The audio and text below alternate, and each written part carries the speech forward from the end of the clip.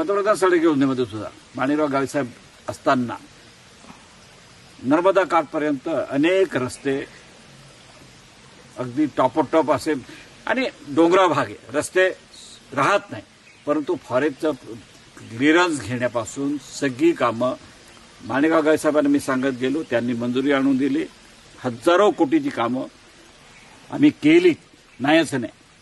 त्या रस्ते आज खराब दिसतील, पण निश्चितपणे त्या रस्त्यांवर काम करत असताना अजूनही लोकांना कळत नाही की हे रस्ते 28-28 किलोमीटर झालेत, 30-35 किलोमीटर रस्ते झालेत, 20 किलोमीटरपेक्षा जास्त रस्ते झालेत.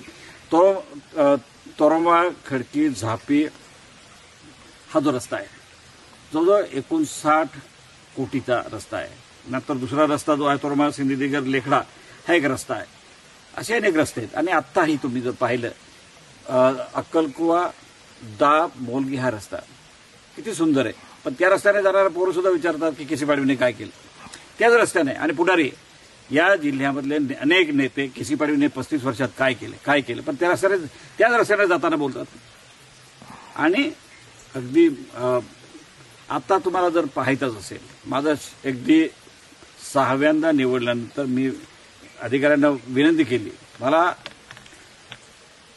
अक्कलकुवा अक्राणी तळोदा हा रस्ता नंदुरबारला जायला शॉर्टकट रस्ता अस्तंबा मार्गे जो नकट्यादेव म्हणून त्याची प्रसिद्धी, तो रस्ता आताही करतोय.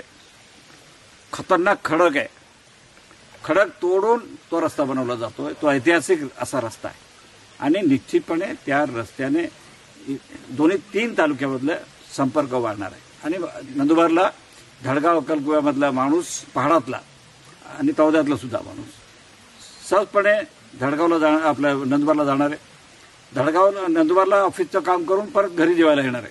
एवढा तो सुंदर शॉर्टकट रस्ता आहे.